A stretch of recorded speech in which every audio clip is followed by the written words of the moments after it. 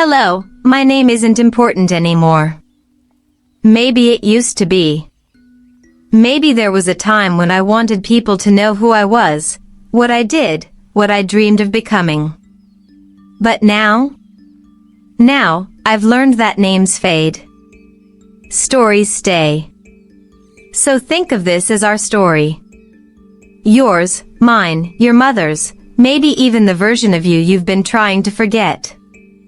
I'm 60 years old now, and people like to say life gets easier with age. But it doesn't. It just gets quieter. And in that quiet, every memory you ever buried begins to speak. When I was 20, the world felt endless. I had notebooks full of plans, thin pages crowded with messy handwriting and hope. I wanted to travel, to write, to love without limits. I remember sitting by my bedroom window with rain sliding down the glass, whispering to myself, I'll never let fear decide my life. I really believed that. I thought bravery meant running toward the future without ever looking back. And then I met him, Daniel Carter. He wasn't rich, he wasn't the kind of man my parents imagined for me, but he carried a kind of light. The kind that makes the air around you feel alive. His laughter was careless and contagious. His eyes had this spark that made you believe in impossible things. We'd talk for hours about the places we'd go, the books we'd write, the life we'd build. Sometimes, we didn't talk at all, we just listened to the rain. Back then, I thought love like that could survive anything. But reality has a cruel way of reminding you who you are supposed to be. My parents didn't approve of Daniel. My father called him a good-for-nothing dreamer. My mother said, love doesn't pay bills, Margaret. You'll thank us later. And I listened. Because that's what good daughters did. I told him goodbye on a gray afternoon that smelled like wet pavement and regret. He didn't fight me. He just stood there in the rain, water dripping from his hair, eyes full of disbelief. And then he said quietly, I hope someday you choose yourself. I never forgot those words. The years rolled on like waves, pulling me farther from who I used to be. I married Thomas Lane, a kind man with steady hands and steady plans. He offered safety, a house, a name, a family. Together we built a life that looked perfect in pictures. People said, you're lucky, Maggie. And I'd smile and agree. But inside, there was always this small, hollow space. Every birthday, every Christmas, every time I looked at my husband across the table, I wondered what my life might have been if I'd chosen differently. Time passes quietly when you're busy surviving. One day you're 25, planning your wedding. The next, you're 40, wondering why you feel invisible in your own home. Thomas worked long hours. Our children grew up fast and left. I filled my days with chores, with baking, with pretending that this was enough. I learned how to laugh without feeling joy. How to speak without saying anything real. That's the worst kind of loneliness, the kind that follows you even in a crowded room. One rainy evening, while cleaning out an old drawer, I found my diary. The same blue-covered journal I'd written in as a girl. The pages had yellowed, the ink had faded, but the words were still alive. On one page, I'd written, I hope I never become a woman who lives with regret. My hands trembled. I read that line again and again until the letters blurred. I realized the girl who wrote it had disappeared somewhere between duty and fear. That night, I cried quietly on the kitchen floor. Not for Daniel. Not for lost love. But for the woman I promised to become and never did. Regret doesn't shout. It whispers. It waits in the corners of your heart until the world goes silent. Then it starts talking. It reminds you of the roads you didn't take, the words you didn't say, the people you didn't fight for. It tells you stories in the dark, stories about who you might have been. At 60, there's nowhere left to run from those whispers. You just sit with them. And sometimes, you answer back. For years, I punished myself for every wrong turn. For not being brave. For letting fear win. I carried guilt like a coat I couldn't take off. It became part of me, woven into every breath. I told myself I deserved the emptiness because I'd chosen it. But guilt doesn't heal you. It just keeps the wound open.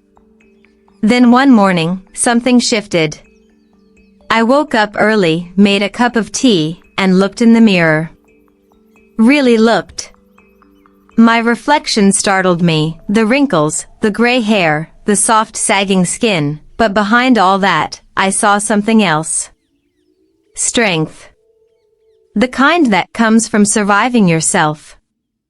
Every line on my face told a story, of laughter, of sorrow, of endurance. For the first time in decades, I whispered, "You're still here." And that felt like victory. That same afternoon, I walked to the old park where Daniel and I used to meet. The trees were taller, the benches older, but the rain still smelled the same. I sat on the bench and imagined him there beside me, young and laughing. And I said softly, "I'm sorry. But thank you." The wind carried my words away, and I felt something inside me unclench. It wasn't forgiveness yet, but it was the beginning of it. A few weeks later, I found myself at the same window where I once wrote in my diary, that place where I had once promised myself to be brave. The glass was cracked now. My reflection looked older, gentler. I whispered to it, "You did your best. You were just trying to survive." And for the first time, I didn't cry. I smiled. The peace I felt didn't come from forgetting, it came from finally understanding. If you're still listening, I want you to hear this. The hardest person you'll ever have to forgive is yourself. You can forgive friends who hurt you, parents who disappointed you, lovers who left you, but looking in the mirror and saying, "I forgive you," that takes courage most people never find.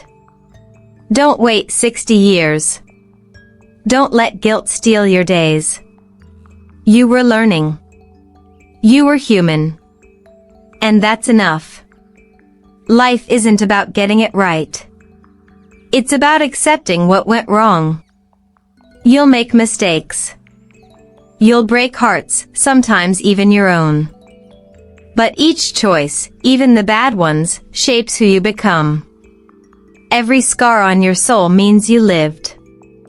And as long as your heart is still beating, it's never too late to start again. Sometimes I still think of Daniel. I picture him older now, maybe married, maybe sitting somewhere watching the rain, remembering a girl who once loved him but was too afraid to stay.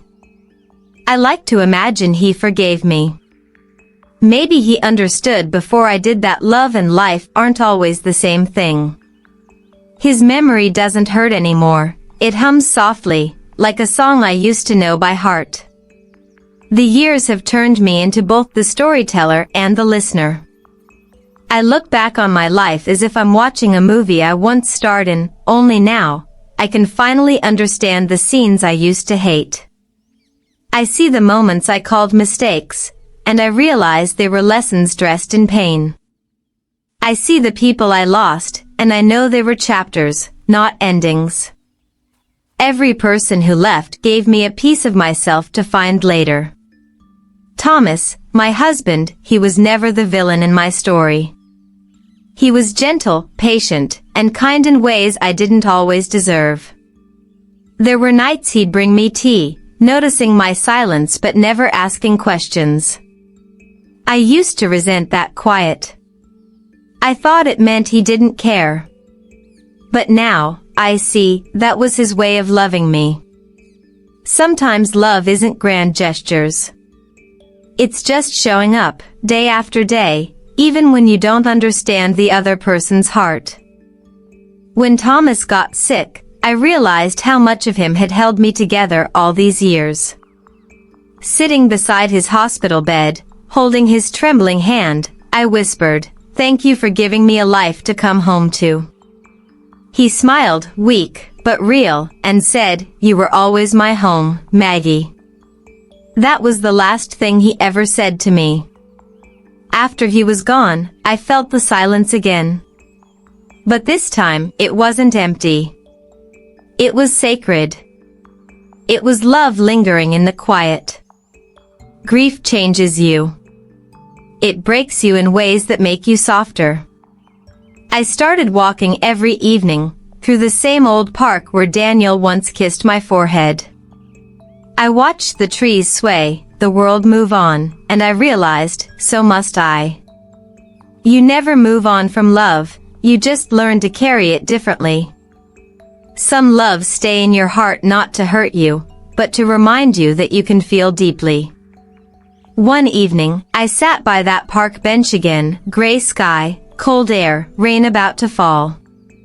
I closed my eyes and whispered, "Daniel, I hope you found your peace. I hope you loved again." And somewhere deep inside, I heard it back, "So should you." Maybe it was just my own heart finally answering me. But that whisper, it felt like forgiveness. I started writing again. Just little things, letters to my younger self, poems I'd never show anyone. But through those words, I began to breathe differently. Writing became my confession booth, my therapy, my homecoming. I wrote to the girl I used to be, telling her, "You weren't weak.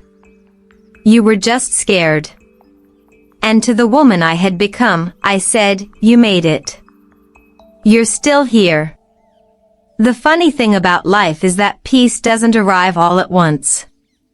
It comes in pieces, like sunlight sneaking through curtains. You notice it when you stop chasing it. When you finally stop running from your own story. I learned to sit with my memories, not as enemies, but as old friends. Every ache, every tear, every what if, they were part of what made me, me. If I could talk to my 20-year-old self, I'd tell her, "You don't have to be fearless to live fully. You just have to keep going, even when your voice shakes." I'd tell her that love doesn't always mean forever, and that's okay. I'd tell her that letting go doesn't mean failure, sometimes it means freedom. There are nights I still sit by my window with a cup of tea, listening to the rain, the same sound that once played when I said goodbye to Daniel.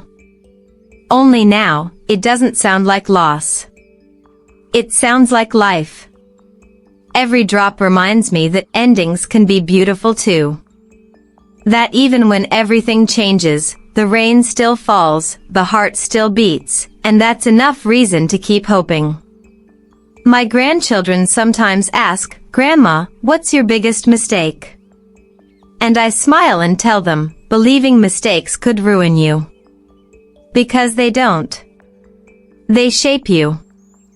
Every wrong turn led me to this moment, sitting here, breathing, forgiving, living. If I hadn't lost, I wouldn't have learned. If I hadn't fallen, I wouldn't have found myself. Forgiveness is strange. You think it's about letting someone else off the hook, but it's really about setting yourself free. It's standing in front of the mirror and saying, "I release you." Not because what happened was okay, but because holding on hurts more than letting go. So, if you're listening to me right now, wherever you are, whatever age you are, please, don't wait as long as I did. Don't waste decades blaming yourself for being human. Call the person you miss. Say sorry. Say thank you. Say I love you. Not because it'll change the past, but because it might change you. Life moves so fast.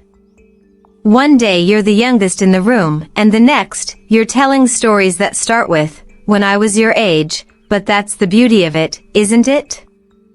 Every stage has its own kind of magic, and its own kind of peace. I'm not afraid of aging anymore. I'm grateful. Because every year I get is another chance to love, to learn, to forgive. And if someday you find yourself sitting by a window, thinking about everything you've lost, I hope you also think about everything you've survived. That's the real story. Not the heartbreak, not the regret, but the strength it took to keep going. You survived things you thought you never would. That makes you extraordinary. So here I am, 60 years old, gray hair, tired hands, but a heart finally free. Free from guilt, from regret, from the ghosts of what if. I've learned that forgiveness isn't a one-time act. It's something you wake up and choose every day. And today, I choose peace.